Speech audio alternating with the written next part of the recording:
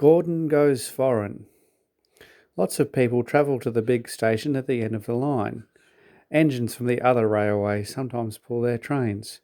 These engines stay the night and go home next day. Gordon was talking one day to one of these. When I was young and green, he said, I remember going to London. Do you know the place? The station's called King's Cross. King's Cross, snorted the engine. London's Euston. Everybody knows that. Rubbish, said Duck. London's Paddington. I know, I worked there. They argued till they went to sleep. They argued when they woke up. They were still arguing when the other engine went away. Stupid thing, said Gordon crossly. I've no patience. Stupid yourself, said Duck. London's Paddington. Paddington, do you hear? Stop arguing, James broke in. You make me tired. You're both agreed about something anyway. What's that? London's not Euston, laughed James. Now shut up. Gordon rolled away, still grumbling. I'm sure it's King's Cross. I'll go prove it. But that was easier said than done. London lay beyond the big station at the other end of the line. Gordon had to stop there. Another engine then took his train. If I didn't stop, he thought, I could go to London. One day he ran right through the station. Another time he tried to start before the fireman could uncouple the coaches. He tried all sorts of tricks, but it was no good. His driver checked him every time. Oh dear, he thought sadly, I'll never get there.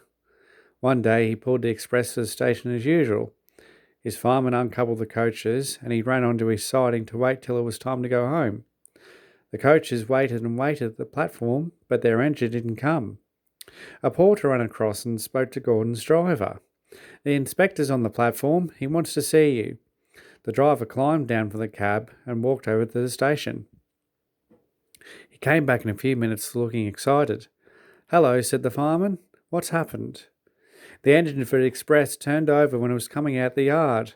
Nothing else can come in or out. They want us to take the train to London. I said we would if the Fat Controller agreed.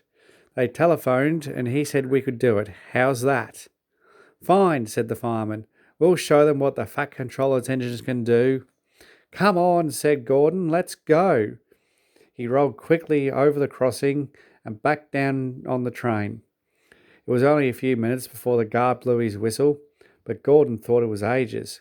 Come on, he puffed to the coaches. Come on. We're going to town, sang the coaches, slowly at first, then faster and faster. Gordon found that London was a long way away. Never mind, he said.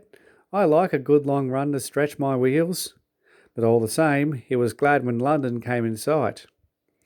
The Fat Controller came to his office next morning. He looked at the letters on his desk. One had a London postmark. I wonder how Gordon's getting on, he said. The station master knocked and came in. He looked excited. Excuse me, sir, have you seen the news? Not yet, why? Just look at this, sir.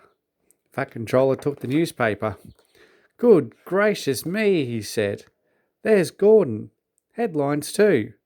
Famous engine at London station. Police called to control crowds.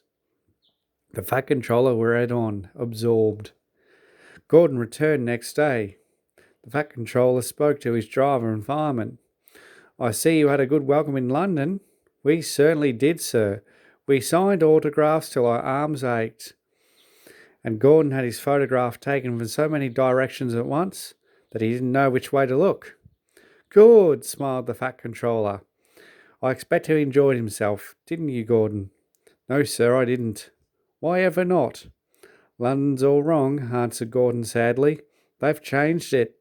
It isn't King's Cross any more. It's St. Pancras.